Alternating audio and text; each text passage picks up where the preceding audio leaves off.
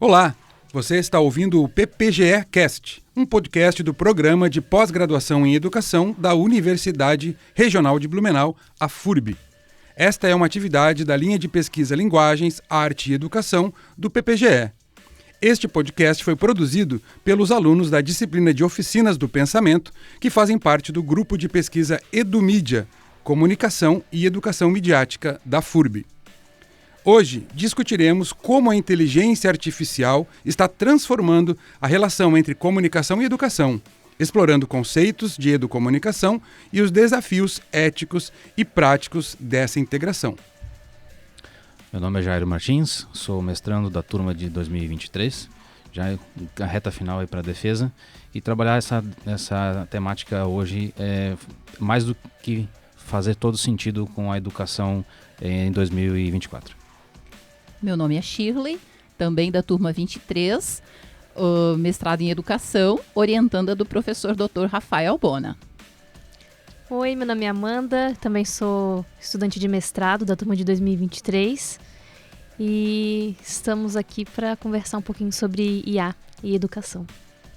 Olá, eu sou Leandro Vicenci, sou aluno do mestrado também da turma 24 e, por sorte e coincidência, o meu trabalho fala sobre inteligência artificial e educação.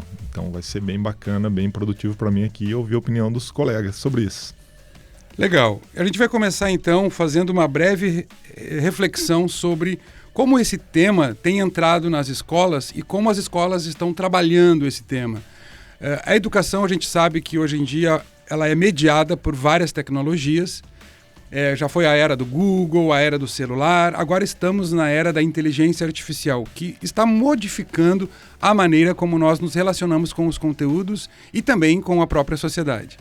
Considerando essas principais questões de fundo, como vocês veem que a mediação na comunicação, conforme nós conhecemos a partir da proposta de Jesus Martim Barbeiro, se conecta aos desafios da aplicação da inteligência artificial na educação do século XXI?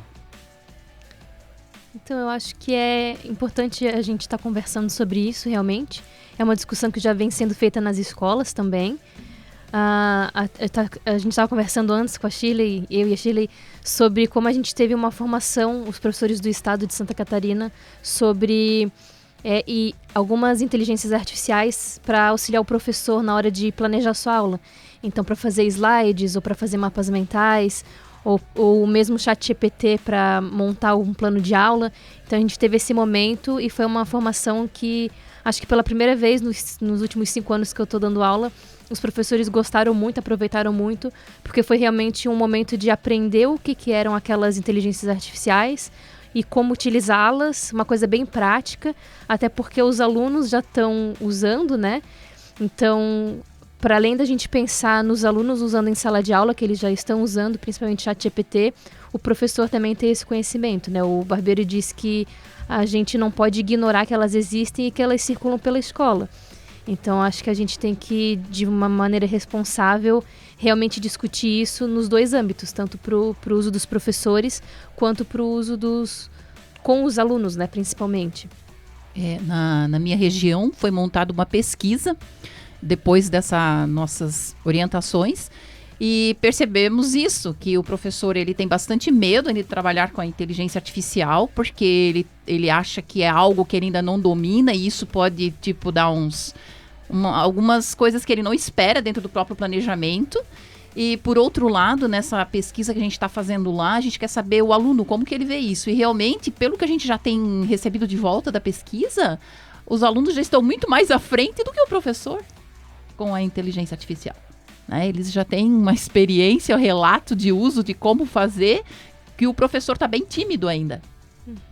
É uma questão de uso cada vez mais frequente nos trabalhos escolares, né? O Leandro acho que está fazendo uma pesquisa sobre isso, talvez possa contribuir com a gente. Eu acho que é legal também uma coisa que tem a ver com isso, escutando o relato de vocês, que a gente tem discutido bastante nesse semestre, assim, dentro das disciplinas que a gente tem, que é essa separação que a gente faz, às vezes, do aluno da criança, ou do aluno do jovem, né? Dependendo da fase escolar que a gente está analisando isso. E acaba sempre que a escola está tendo que ficar com a função de ficar com tudo de ruim, né? Tudo que é aquilo que o jovem, que a criança gosta, que faz parte da vida dela fora da escola, parece que a escola não pode aceitar, que aquilo vem contra porque vem contra um modelo tradicional de educação que está sempre sendo forçado, assim. Então, acredito que essa análise sobre a importância e se entender como utilizar as ferramentas de inteligência artificial na educação é fundamental para a gente não fazer mais esse distanciamento. Assim, é uma oportunidade para a gente fazer aquilo de discussão que o Barbeiro, que o Angel Pérez fala, que é vamos pensar em qual modelo de educação que a gente quer fazer, quais são as características desse modelo de educação que a gente tem que pensar que essa inteligência artificial tem que nos ajudar a reproduzir. E não o contrário, porque senão não tem sentido. Porque, como as meninas estão falando, os estudantes eles já estão utilizando. Então a gente vai ficar sempre só à margem disso, né? Um fator interessante que a gente pode até visualizar é do próprio WhatsApp. Hoje a última atualização que teve a integração de uma IA. Então, está no cenário de todos hoje, não tem como mais fugir. É uma realidade que está aplicada no contexto, seja educacional ou não. Então, eu acho que realmente a gente precisa, como envolvidos na educação, entender entender essa tecnologia, saber utilizá-la da melhor forma e instruir o aluno a usar da melhor forma. Que ele vai usar é inegável, não tem mais volta, né? Sim. Realmente precisa ser instruído para que ele saiba fazer esse uso de uma maneira adequada, né? E não vai utilizar ela apenas para reproduzir algum tipo de conhecimento, mas sim para auxiliar ele nessa produção de conhecimento. Por um lado, a gente tem uma máxima que diz que a tecnologia ela não é positiva, ela também não é negativa e muito menos ela é neutra. Humberto Eco tem um texto chamado Apocalípticos e Integrados, um livro clássico da teoria da comunicação, no qual ele discute esses dois grandes grupos sociais, né? O grupo que é contra as novas tecnologias porque acha que tudo vai acabar, porque o mundo vai finalizar, porque meio Matrix, existe uma inteligência artificial que vai dominar o ser humano. Então é uma visão apocalíptica. E do outro lado, os integrados, que são as pessoas que estão sempre com um iPhone novo, que estão sempre por dentro da tecnologia, estão sempre utilizando essa tecnologia e maximizando o uso da tecnologia. E essas duas realidades, elas se misturam muito, né? E eu queria saber de vocês, assim, o que vocês acham. O Max Tegmark, que é um autor que tem um livro chamado A Vida 3.0, em que ele fala sobre a inteligência artificial também na educação. E, segundo ele, essa ferramenta da IA pode amplificar o conhecimento humano na escola, pode melhorar o processo de ensino-aprendizagem. Como vocês veem isso? Como que realmente ela pode ampliar práticas pedagógicas e educomunicativas no contexto escolar? Então, eu tenho um relato sobre uma aula que eu fiz utilizando o ChatGPT. A gente foi brincar, eu sou professora de língua inglesa e eu fui com uma turma de primeiro ano do ensino médio, a gente brincou de stop. Então eu defini as categorias em inglês e eu disse que eles poderiam usar o celular. E eles utilizaram então o ChatGPT, né? Dava a letra, eles colocavam o comando, né? E das categorias, colocava a letra e aparecia o resultado para eles. Eu achei que foi contra mim, né? Contra eu com o meu cérebro humano, biológico, orgânico, eu contra eles. Nas primeiras rodadas eu venci, consegui ir mais rápido do que eles. Depois começou a ficar difícil por causa da categoria frutas e cores, que daí o ChatGPT me venceu. Mas o que eu senti assim que foi uma atividade muito legal, eles se empolgaram bastante, eles gostaram que puderam usar a tecnologia. Mas eu senti que um ponto negativo foi que, na maior parte das vezes, eles não sabiam o que eles estavam escrevendo. Então, eles precisavam de mim para validar se a resposta estava certa ou errada. O que até eu considero uma coisa boa, porque, né, afinal de contas, sou professora ainda. Mas depois de um tempo, eu comecei a sentir que eles só estavam escrevendo palavras aleatórias para ganhar ou não. E daí o jogo virou sobre ganhar ou perder e não aprender vocabulário. E daí eu vi que, de repente, eu teria que replanejar esse tipo de aula, né? E daí agora eu tô pensando em outras aulas que possam envolver a IA. Porque uma coisa que eu acho também problemática sobre o ChatGPT, que é o principal que eles usam, é que eles estão trocando o Google, por exemplo, pelo ChatGPT. E daí acho que a gente tem que fazer essa fala de conscientização de que são coisas diferentes, né? Questão de fonte, questão de confiabilidade, mas é como eles estão usando também. E a questão do minimizar serviço, tempo, o que a gente percebe lá, os nossos professores estão usando o ChatGPT para montar plano de aula. E quando eles apresentam o plano de aula, eles seguem aquela sequência de sugestão do chat, por exemplo, porque tem que ter uma ideia bem tranquila no que pedir, como organizar as perguntas para o chat e poder te dar esse planejamento legal, né? Os prontos têm que ser bons também. E daí, então, tem aluno que já disse, ô professor, isso aí é da IA, né? Ô professor, esse teu planejamento aí é da IA, né? Aí, já estão então, sacando. Sim, aí então eu fiquei pensando, quando a gente vai lá, quando a gente começou, né? Então tinham palavras que já te diziam também no teu texto, esse texto veio da IA, né? Porque tem aquelas palavras que a gente sabe que são pontuais do chat. E sim, hoje os nossos professores eles estão mais abertos para usar o chat e isso minimiza bastante o tempo que eles estão lidando, pelo menos para organizar atividades, pelo que eu vejo lá com eles. Estão gostando. E eu acho que é legal também, escutando isso de vocês, assim, porque é fácil, se a gente continuar pensando nesse sentido, a gente não vai conseguir partir para a discussão que a gente deveria ter, assim, né? A gente fica naquela mesma história de discussão sobre, sei lá, sexologia. A gente deveria estar instruindo as pessoas a entender o sentido e não pensando se a gente deve usar ou não. Eles estão usando de uma forma errada porque a gente não está discutindo como ensinar eles a fazer um bom uso das inteligências, principalmente do ChatGPT, que é a coisa mais tradicional. Mas eu acho que vale também destacar que a inteligência artificial, ela volta a trazer a possibilidade, pensando numa educação, numa transformação do conteúdo em conhecimento efetivo, assim, porque ela permite isso que tu falou também um pouco, Amanda, de dar o protagonismo para o aluno, assim. Você coloca na mão dele a capacidade de desenvolver também, e não só de receber informação, mas ele passa a se tornar, novamente, com todos os recursos que tem, pensando em outras ferramentas, ele desenvolve. E a gente sabe que quando o aluno desenvolve o projeto, ele tem esse protagonismo na parte de criação também. Esse conteúdo vai ficar mais fixado e ele vai conseguir transformar isso mais em conhecimento real. Flui mais a aprendizagem, né? Porque quando as tecnologias chegaram na escola, eu lembro que era uma sala fechada só com o professor que podia entrar, ninguém podia nem pegar a chave, nem mexer, ligar um computador, mexer uma coisa diferente. Hoje é o contrário, não é o professor que está apresentando, é o aluno que está apresentando a IA para a escola. Justamente essa questão da produção do conhecimento, né? A produção, ele ser instruído no processo de construção do conhecimento, da construção através desses elementos, é que vai instruir o aluno a justamente saber se é uma fonte confiável ou não, né? Porque o Google também no início, né, quando era utilizado, era simplesmente se colava, copiava, colava e não se checava a fonte, né? E a IA tem esse problema também, porque justamente ela busca das fontes da internet, né? Enfim, das postagens que há. Então tem essa possibilidade de produzir conhecimentos que não existem de fato, né? Uma Wikipédia da vida que qualquer pessoa pode ir lá e alimentar com informações sem ser checada. Então essa instrução do aluno ser um aluno que possa produzir o conhecimento ali através das ferramentas de IA e outras também, né, das metodologias tradicionais envolvidas com as tecnologias, né, com as IAs, ele vai sendo ensinado a produzir, a utilizar, mas também a checar, a não confiar plenamente, né? Eu vou usar um termo só porque ele me respondeu. Será que isso é verdade? Será que isso realmente a tradução está correta? Então essa instrução é a que cabe ao professor, né?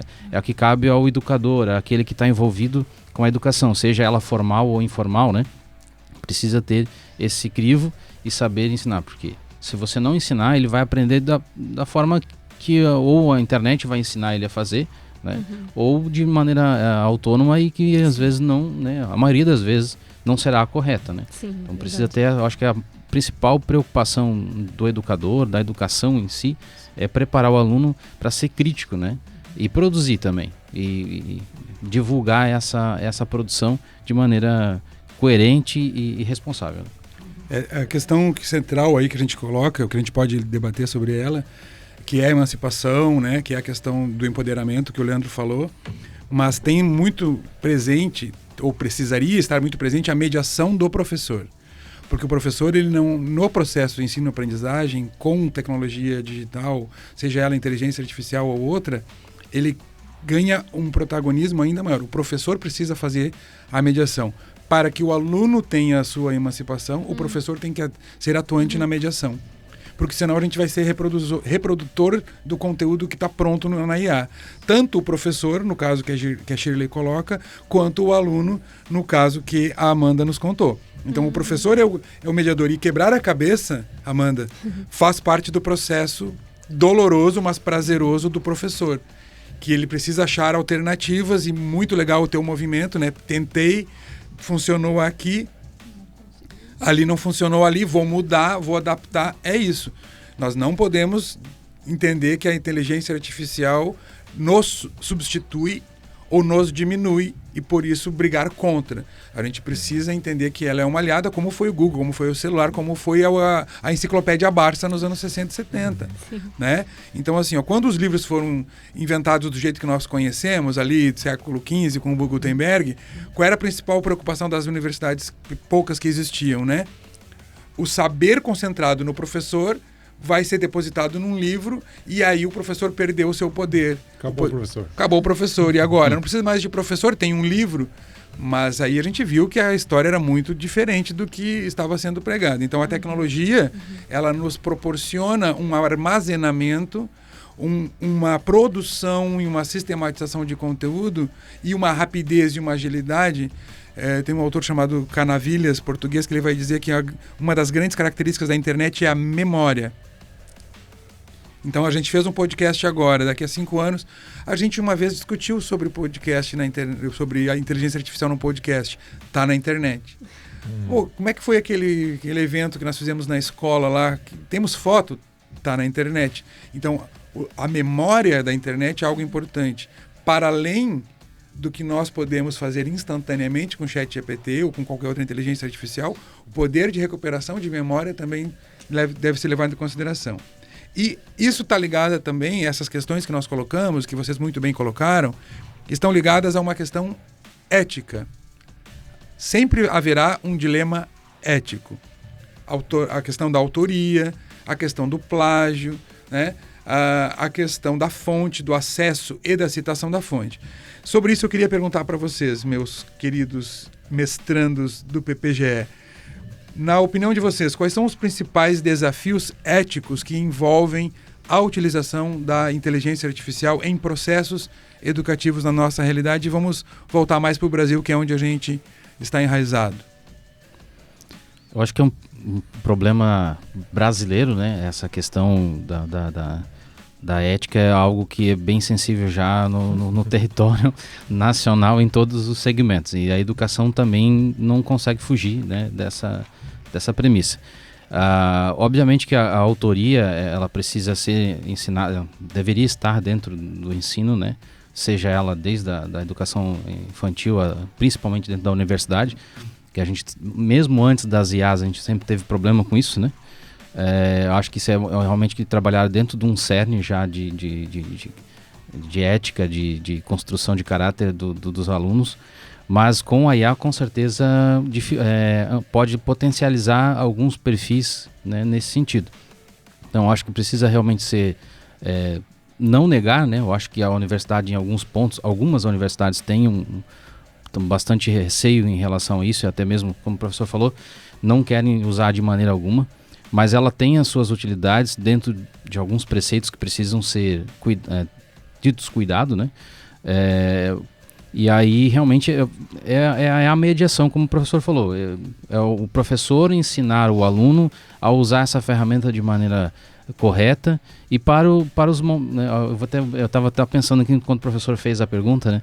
A gente pode utilizar as IAs para ter insights, né? que é uma palavra muito utilizada pelo chat, né? ela é uma ferramenta valiosa para você. Você está num bloqueio criativo, né? Esse texto está truncado, eu não consigo desenvolver. Joga a ideia lá, né? Faz um prompt, pede sugestões, enfim, cenários diferentes que você possa. E aí sim, analisa o texto. Poxa, aqui às vezes uma frase faz, né? Tomar um novo caminho para retomar uma escrita, para né, corrigir, às vezes, um texto que está meio truncado, melhorar suas ideias, mas não para que ele seja o autor da ideia. Né? E a fonte, né, aqui a gente está utilizando bastante o ChatGPT, ele é terrível para citar fontes. Né? Tem que deixar bem claro. Né? É fictício. Muitas vezes, na maioria das vezes, ele inventa, né? Ele cria autores, ele cria livros que os autores nunca criaram, né? nunca escreveram. Então, para fontes é terrível, mas justamente ter essa visão ética do que eu posso utilizar, né, até onde eu posso utilizar, até onde eu posso usar essa ferramenta como, de fato, uma ferramenta para me auxiliar e não para produzir. Né? Eu acho que realmente essa é a principal, na minha opinião, é a principal questão que precisa ser olhada e instruída, né, mediada com os alunos. Eu acho que complementando também isso que o Jair falou, entra a questão de que assim, ainda é um cenário, até do ponto de vista legal ou não, ainda meio incerto, né? Ainda está se definindo as formas corretas de se usar, até para você entender quais são os limites reais, éticos. Existem algumas plataformas que a gente vê, algumas revistas científicas que já pedem que você faça a citação se você fez o uso de alguma ferramenta de inteligência artificial dentro da tua pesquisa. Então isso ainda está num processo de desenvolvimento e a gente vai acompanhando, e como somos pessoas que estão vivendo esse momento inicial da ferramenta no uso educacional dela, assim, né? Nesse uso com essa força que ganhou graças à velocidade de crescimento que ela teve nos últimos anos, assim, a gente vai penar também nesse processo de entender... Pós-pandemia, principalmente. Exato, e de entender quais são esses limites legais, até onde eles realmente vão, para que a gente possa fazer o uso correto e instruir os alunos para que tenham o uso correto também. Na verdade é uma construção que a gente está realizando. Né? Realmente coincidiu justamente ali o surgimento das IAs mais... complexa, né? A gente já tinha alguns tipos, né? Bem primórdios, assim, de maneira precária, mas o surgimento do chat, por exemplo, é o que explodiu essa temática hoje nas discussões. Então, realmente, como tu falou, Leandro, é uma questão de construção daqui para frente, é acompanhar, olhar, refletir, não, até aqui, né? Usei, mas não foi legal nesse ponto. Voltamos, aí faz um novo caminho, um novo pensamento.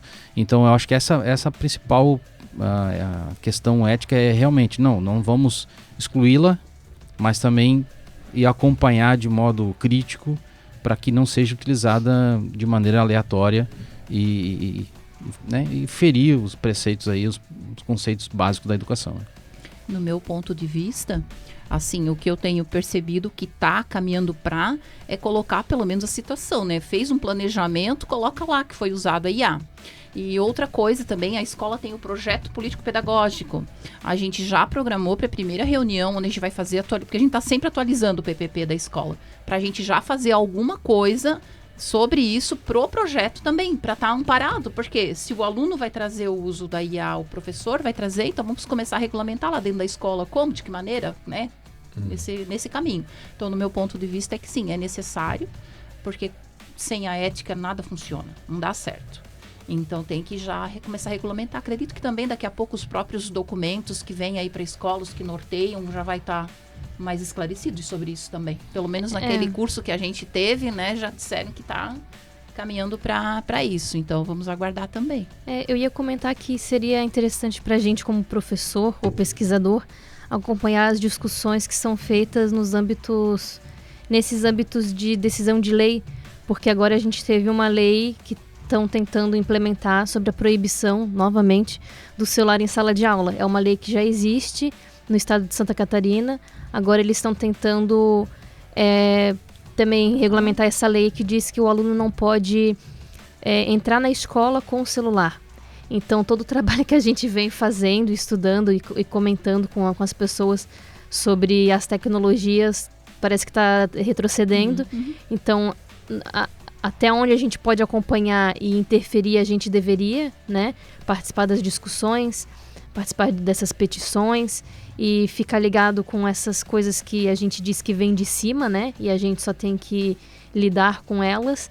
E na escola eu acredito que não tem muito o que fazer a não ser orientar os alunos, né? Porque questões de ética, que nem o Rogério tinha falado, questão da pessoa mesmo, né? Da personalidade.